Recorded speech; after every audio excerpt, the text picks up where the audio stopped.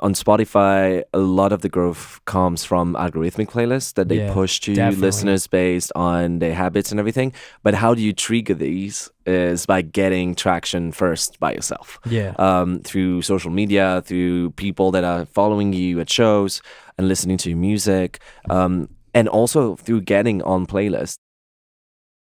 All right, ladies and gentlemen, welcome back to another episode of Miltrick Media. I'm your host, Miltrick, and I am sitting down with Dorian Perron, a music artist, DJ, and also the co-founder of the innovative music tech and playlist submission platform, Groover.co. Dorian, how's it going? Thank you for sitting down with me today. Doing great. Happy to be here. Thank you for having me. Of course. So, besides also Groover and your involvement with the music and tech space, you're also a music artist and DJ. So, when did you first get involved with creating music? How old are you? I've always played music. I've never been very good at like composing and everything. I was like too stressed about it, or I thought it wasn't good. I actually started DJing not like long ago. Like I think it was 2 years, 2 years and a half ago, and I started producing 1 year ago. But I was already like a musician and everything.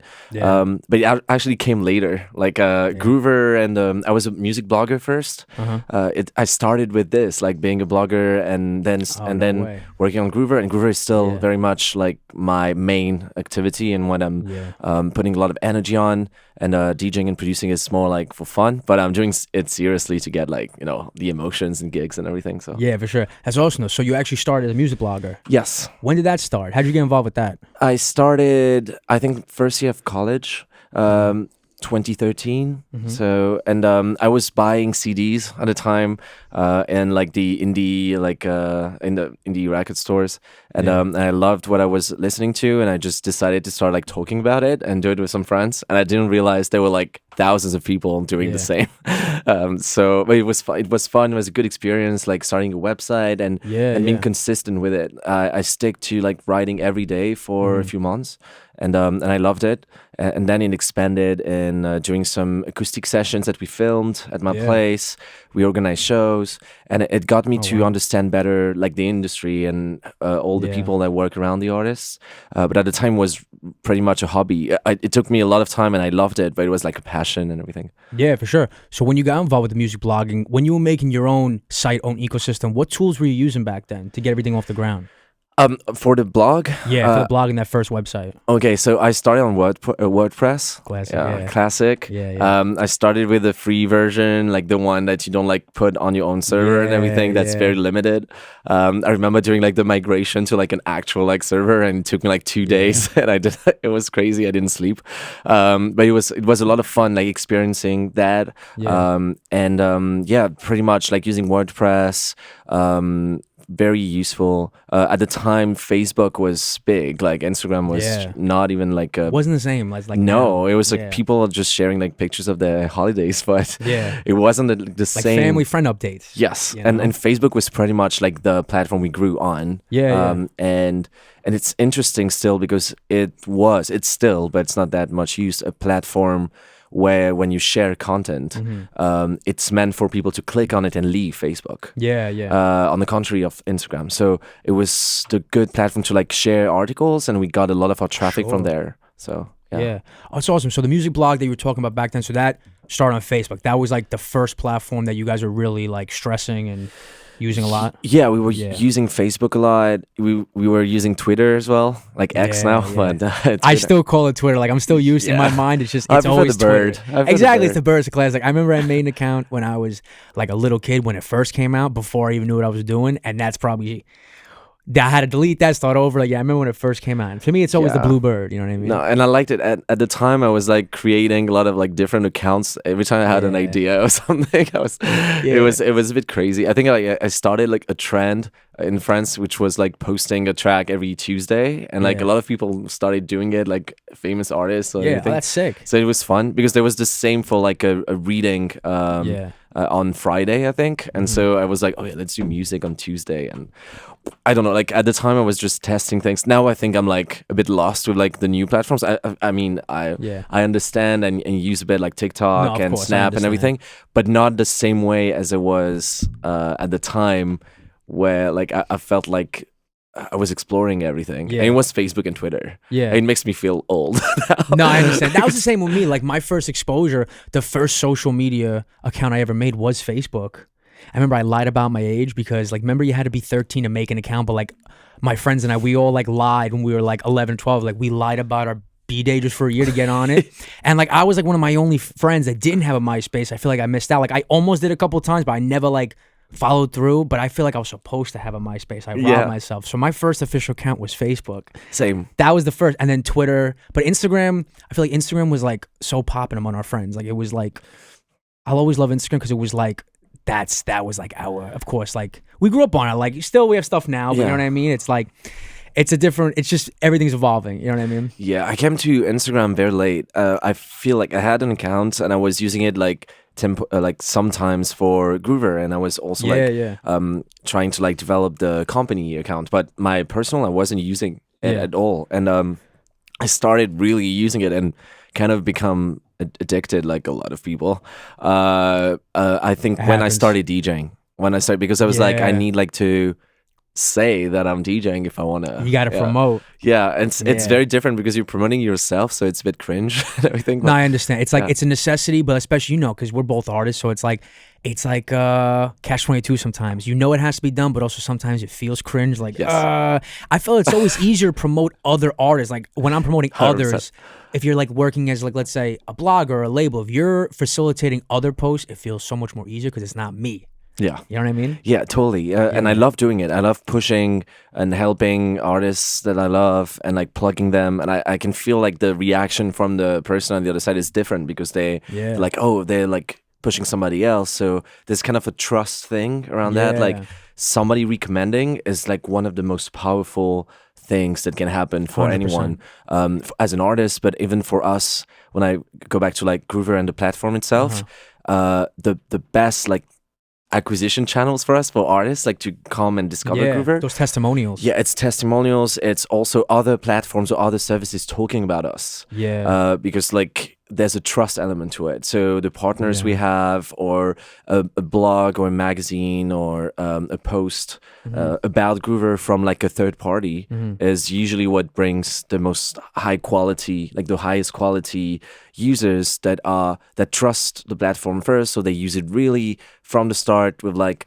an interesting budget, so they get better results. So we see like there's a lot, like the trend is people activate more. They're more trustworthy of the process and the platform, and then they use it better because they're introduced by somebody else. And it's like those third-party referrals and testimonials. That like it helps you build authority in the industry, but even like that trust. Yeah, that's such a major thing. That's so awesome. And for artists as well. And I think what's interesting is that for an artist, when they reach out to a newspaper or a magazine or a blog or radio station, they might think like, who is actually listening, who is actually reading, and there's still like a lot of people doing that. But the thing is about, you get into, for example, Rolling Stone, or we have like some of the editors of Rolling Stone in Argentina and Latin America on Groover, and a lot of artists got on articles on Rolling Stone through that.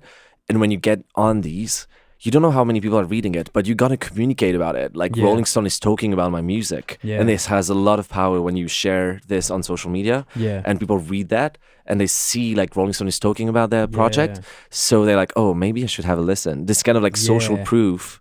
And there's a lot about like what you can get through Groover, which is linked with the legitimacy you get through the outlets that are talking about you. Yeah, no, that's a major thing, like you said, because if you see like these certain brands and those names, like it almost drives people more to check it out because it's this third party, especially if they have prestige. Yes, the brand power is like the thing that will remain, like for all these like brands and newspapers and media outlets.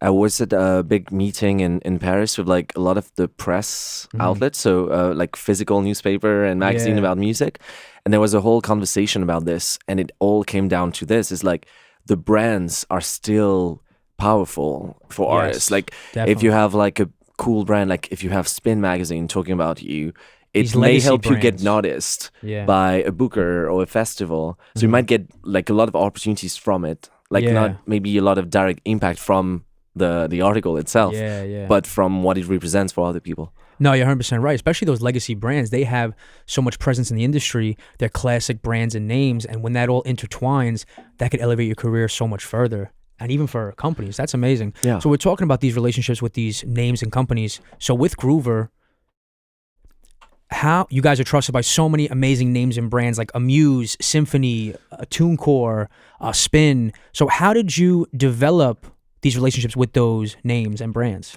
It's a good question. I think it took time. It didn't happen at first. I think it was a lot of like going to events and meeting with people. I remember my first South by. I met with someone from Amuse. We had like a 10 minutes breakfast, and I told him, like, the guy, what I was doing, and he was like, oh, okay.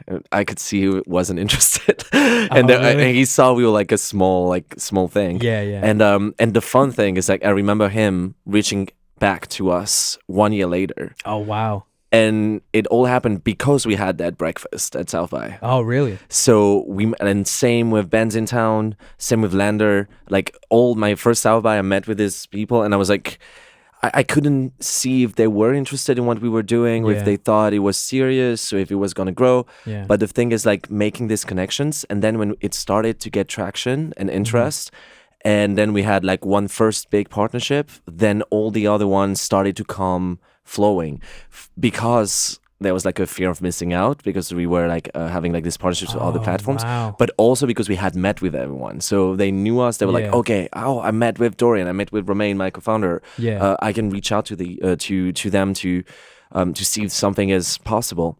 Also, I think like the other thing was, we worked with a lot of distributors as partners, like you said, TuneCore, Amuse, Symphonic, CD Baby, a lot exactly. of great distributors. And they recommend Groover as a pitching option, like for playlists and media outlets and radio stations. And I think the reason is that there are a lot of distributors. They all have like peculiarities and specialties, but there are not a lot of Groover. So it was like, once like we got a partnership with one of the platforms, they were like, all the others also wanted to have the option for their artists. That's so sick. Yeah. That's cool, because it becomes seamless. So like what you're saying, when you're in that niche, it's like, especially if you're partnering with those distributors, because Groover is a unique company, and like you said, like, it's different.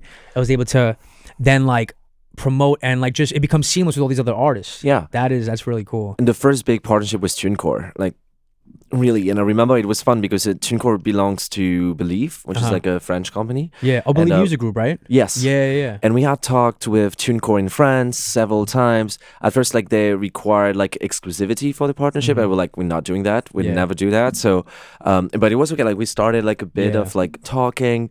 And I remember then that like I had a call with like the global team, and I could see it wasn't going anywhere.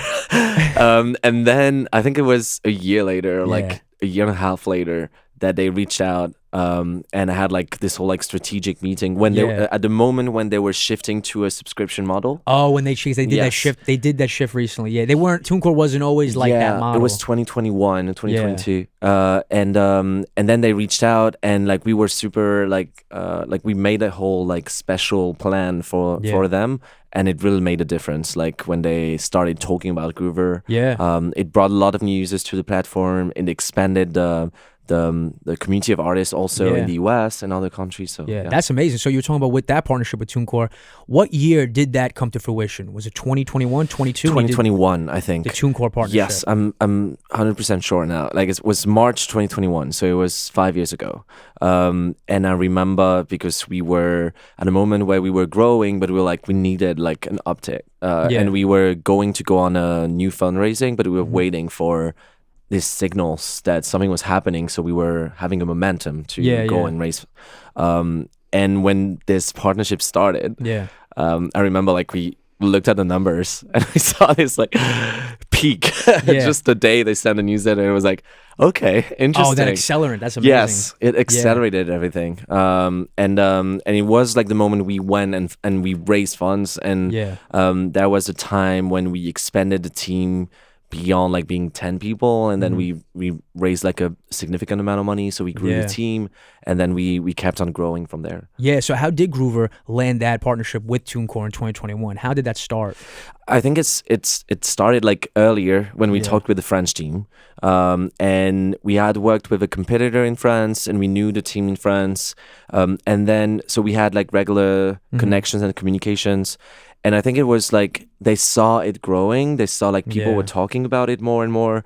We were building like other types of like partnerships, and I think like a lot of artists were starting to talk about it, especially because I think like we did a big work in France to do like a lot of events, to be everywhere, so that people saw Groover and learned about Groover and talked about Groover. So there was this kind of awareness that was really high very quickly. So in 2021, like a lot of artists knew about Groover already in France. Yeah. And I think this then came to the ears of the TuneCore team, the global team, and they saw we were expanding in other countries as well. And so they got interested, and they were looking for a solution like that, because a lot of distributors, when the artists distribute their music, the first thing they ask after that is like, what do I do now? How do I get visibility? Like, what is the next step and everything? And pitching to playlists and media outlets and radio stations is the next thing that everybody was looking for, and that no distributor was doing and knew how to do, or knew what to say to artists when they were asking for that.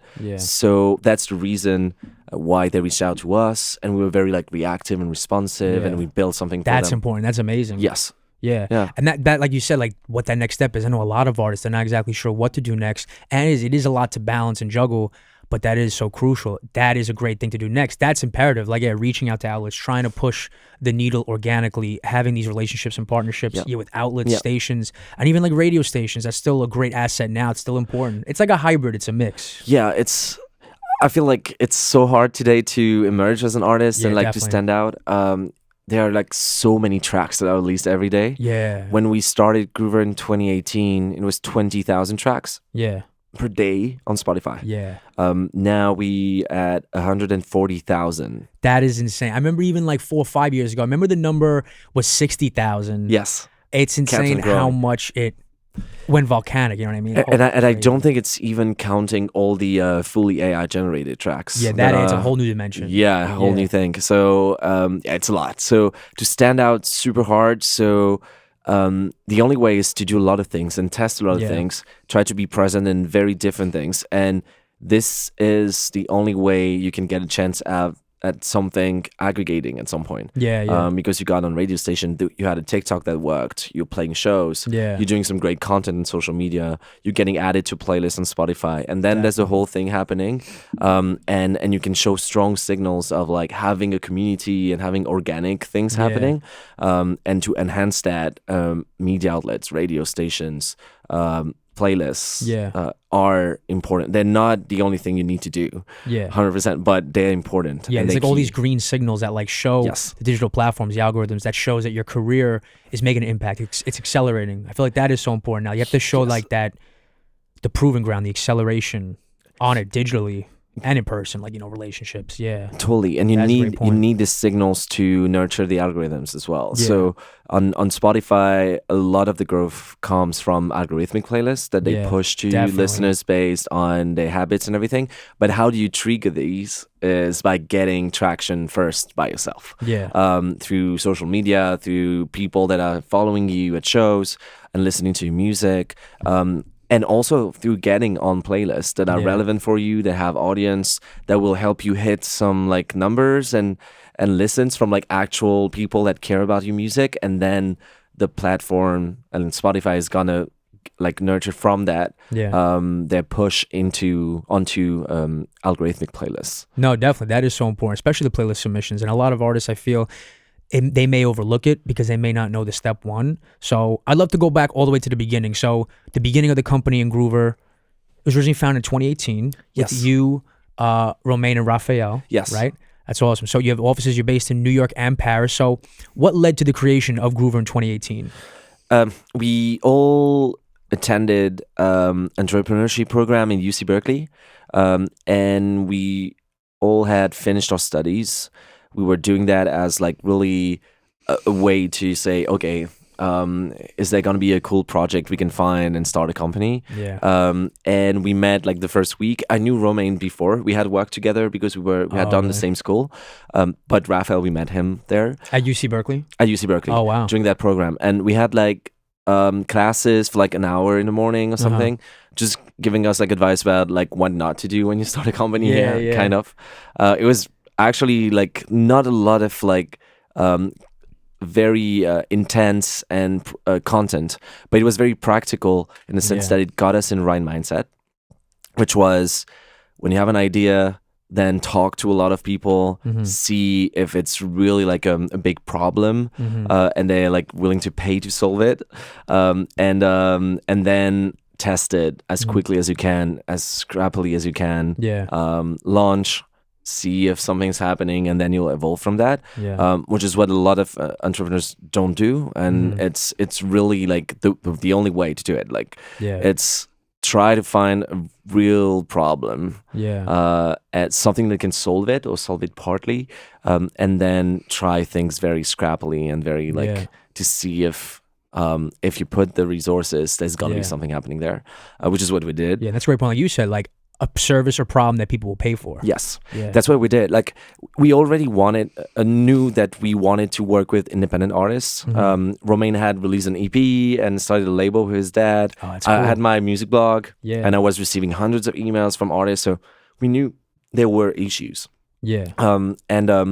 At first it was a bit of a different project, but we talked with a lot of people. I think we talked for a month, like maybe 200 artists. Oh, wow. Like long calls. In France, also we were at 2 places in SF and met with artists. And what we got from them is that they had no problem producing, creating, distributing, finding someone for the artwork or music video. They were like, of course there's a bit of struggle, but I always find a way. It's okay, and it's my art and I like it. The big problem was after that. It was how do you get more than your mom and your dog listening to your music? It was like what everybody was telling us, and we were like, okay, this is the migrant problem. They were talking about it for like hours, and we were like, we need to do something around that. And then we had a few calls that were really like interesting and got us on the right track, because they really like showed that there was there was an issue with when artists were reaching out to tastemakers, influencers, creators, blogs, that either they were sending hundreds of emails, getting no answers, being super frustrated, and on the other side, the blogs and everything were receiving hundreds of emails and not being able to open them, and also being frustrated. I was frustrated by this. Just about every music artist has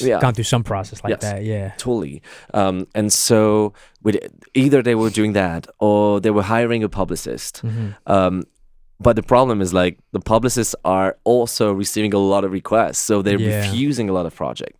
So like one publicist at the time told me they were refusing 9 projects out of 10, and also they cost a lot of money. And publicists are very important, but at a certain level of development for the artist. Every publicist will tell you that, which is, I'm not able to defend an artist if there's not already something, a little something happening that I can nurture from and like build from.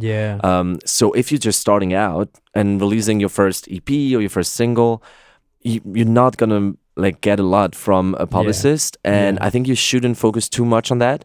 You should really like focus on like building a first thing, like a first community, and a first like reach out to people directly. And then when you have a bit of traction and you're working on your next project, then maybe it's time to like think about hiring a publicist.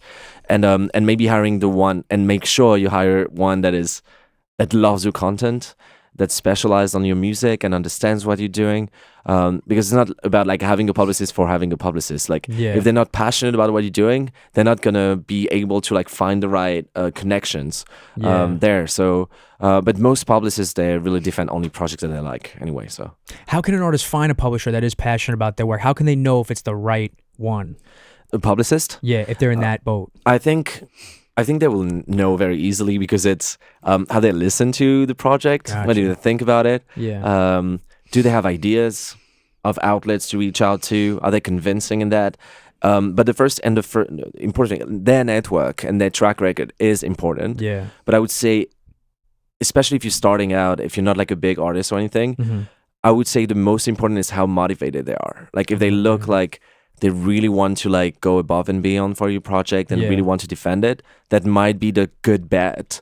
when you're starting. Yeah. When you have like your first or second project and you like looking for a publicist for it, I would say that look for someone who is very motivated. And then when you're like more famous and everything, of course motivation will be important from the publicist, but it's like it will be more about like what's the actual network, because if you're already like your music is already working and it's already good, like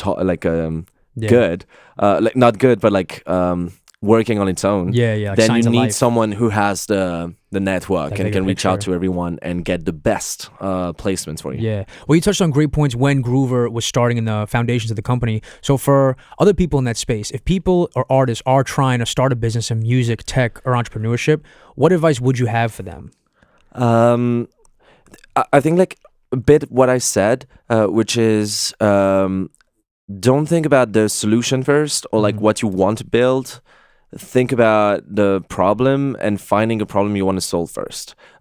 If you're not finding a problem, don't do anything. I would say no. I mean, like really, like try to focus on that first, and then the solution will come, and you can pivot, and everything. But the cool thing about this is like Groover, we had all these conversations, and we pivoted the idea to make our first MVP.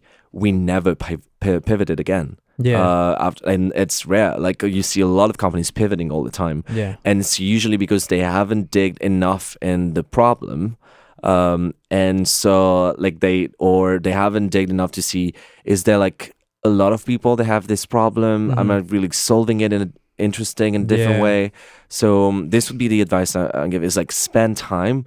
You can spend months, like maybe like 3 or 4, not like building something, but just first finding the problem. But maybe you'll find it very quickly. And then when you find it, you have an idea, then go quickly build something very scrappy. And now with like, we didn't have like all the AI tools you have now, but now it's crazy. You can build an MVP. I know, so quick, so quick. Well, just things changed in the last 3, like it wasn't even around 2 years ago.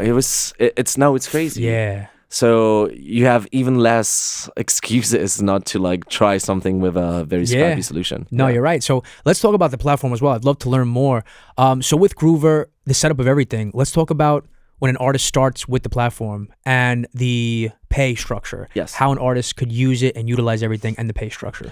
So when they go to Groover, it's geared towards starting a campaign for a track. So it's a single track you're pushing. Could be YouTube, SoundCloud, Spotify link, AudioMac.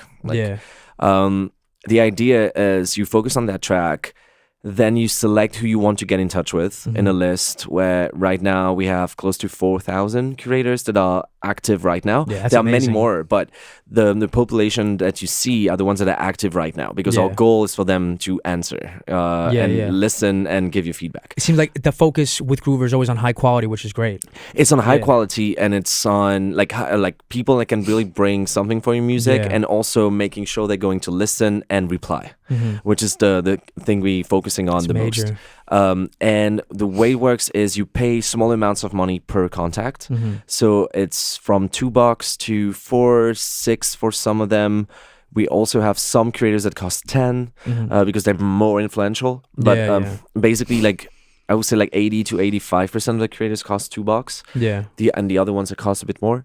So you choose the ones you want to get in touch with. They are like filters by music genres, countries, also the type of contacts you want to get in touch with. If you want to get in touch only with radio stations, you can, for example. You choose them, then you pay for your campaign. Most artists pay around, I would say, it's an average, but it can go from like $10, which is the minimum, to thousands. But the average would be around 100. But some people spend more, and also you can try with less. And if you see it works, then you can try with a bit more. And it also depends on your budget, of course. But it's still affordable compared to like a lot of the promotion marketing options today. Especially what was around in the past. Like these tools, it's amazing for artists of all scopes now, and even like us, we're artists. A lot of the tools around now weren't even around 10, 20 years ago. It's just a totally different landscape. Yeah, totally. And the way it works is you pay, and then we guarantee you that within a week, people you contacted are going to listen to your music and give feedback, positive or negative. That's the really cool They're part, getting paid for it, whatever the decision is. So they're not influenced to like agree, like accept your track. But they're giving it proper like consideration. Yeah. And then they decide whether they want to share it or not, and they get paid half of the amount. We get like the rest as a commission, but we don't get half of the amount because there's a lot of like discounts and stuff that like are eating our margin and everything. But and then if they don't answer after 7 days, you get your credits back and you can reach out to other people. Yeah. So we really guarantee. Yes. So that's awesome. We really guarantee that they're going to listen to your track and give feedback. And right now we have a 90% answer rate. Yeah. So when That's you reach amazing. out to like 40 contacts, you will get 36 answers, and you get credits back for like to get in touch with like 4 more if you want. And with that, the acceptance rate, meaning that the creator or the pro that you reach out to wants to go beyond giving feedback, is around 25%. Oh, if they want to give maybe more, so yes. So share. It could be share on a playlist. It could be share on the radio. It could be write an article. It could be get in touch with you if they're a label. It's all of these, like more than just like give feedback. Like actually, like, oh, I like this track. I want to do something with it. Yeah, it happens in 25% of cases on average, but it varies from an artist to another. Like if you have a killer track and you contacted really well and targeted really well, you can get like 80-90% of everyone accepting it. You know? Yeah, you never know. That's really cool. Yeah, so with independent artists using Groover and the platform, what are tips you'd give to them to increase the chances of success, like to have a positive campaign or just positive result from the platform? I would say like spend time looking at the list of contacts and choosing the ones that you think are good for your music. I would say a big thing is to not choose too many subgenres for your music when you tag it. 2 or 3 max. Otherwise, like the recommendations are going to be all over the place.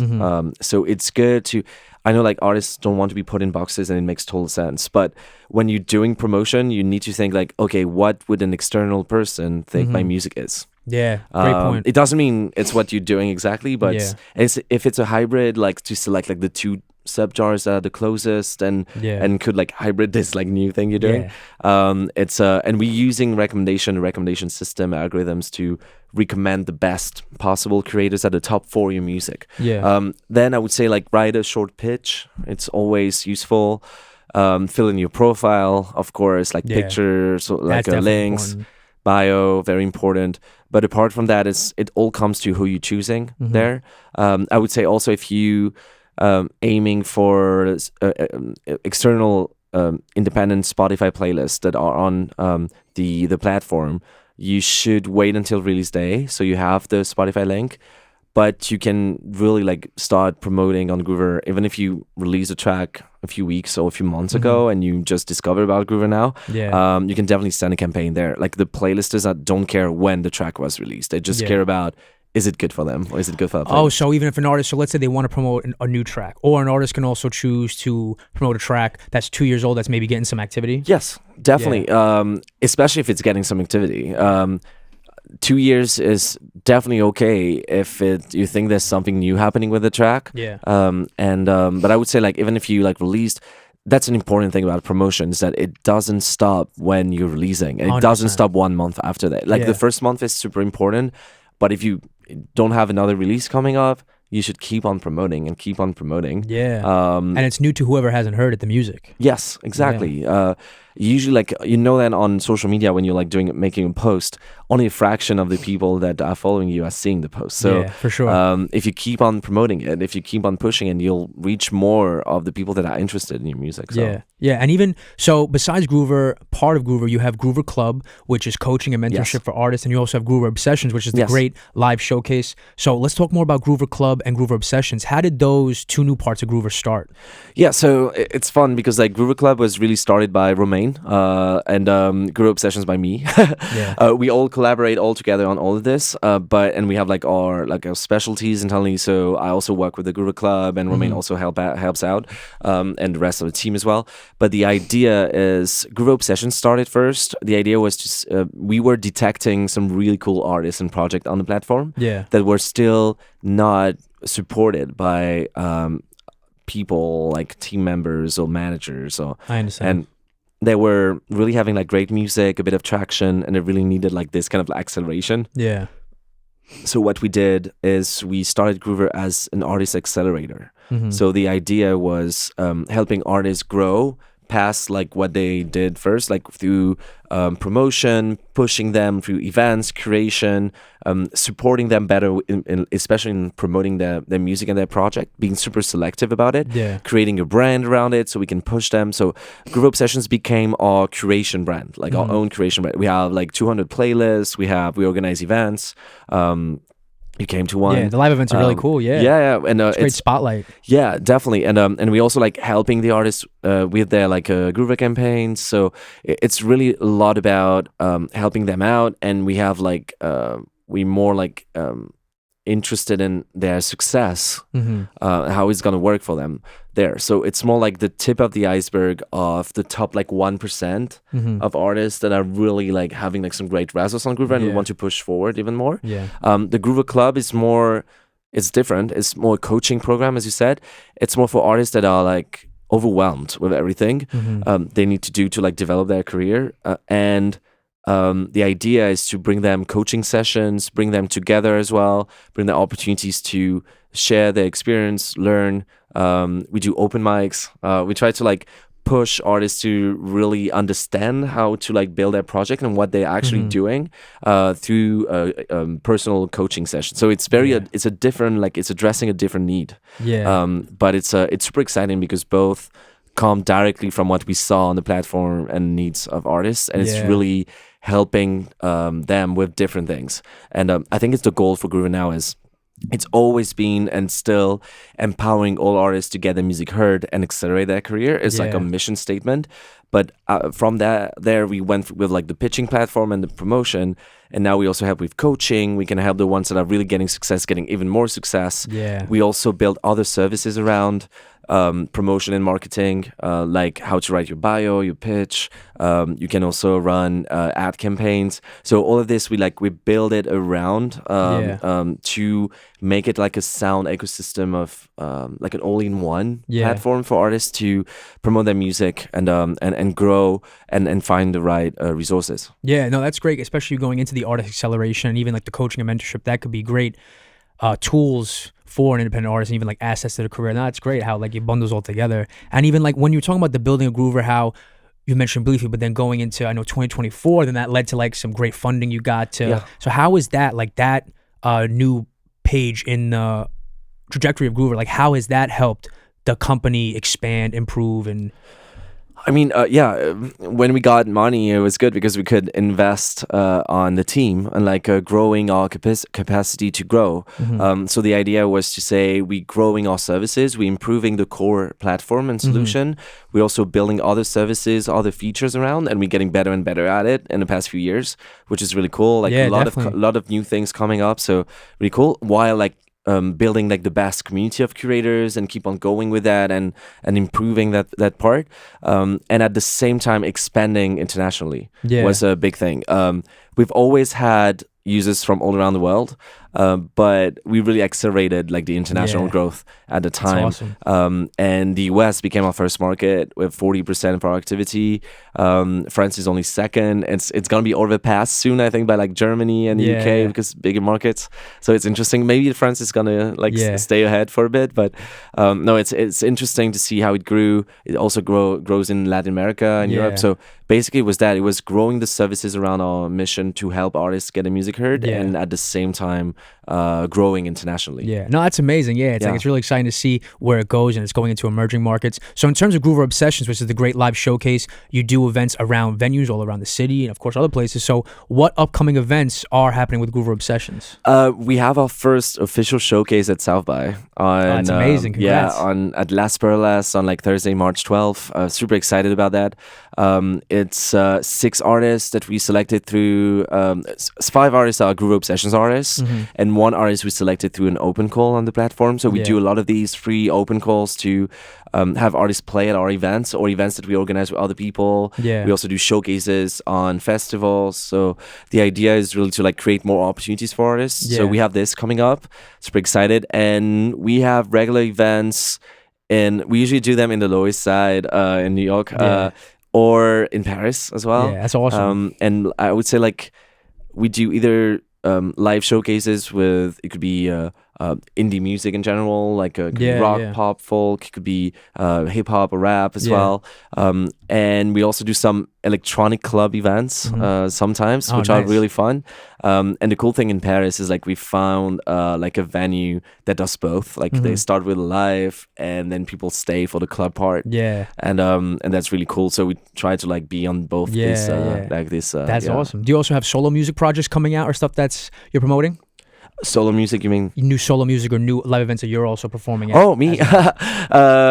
Yes, actually, I'm playing. It's late. I'm playing tonight at like La Milagrosa in Brooklyn. I'm excited because I'm going all the time there to dance. So excited to be playing. It's like a long set. And that's it's like a 5-hour set.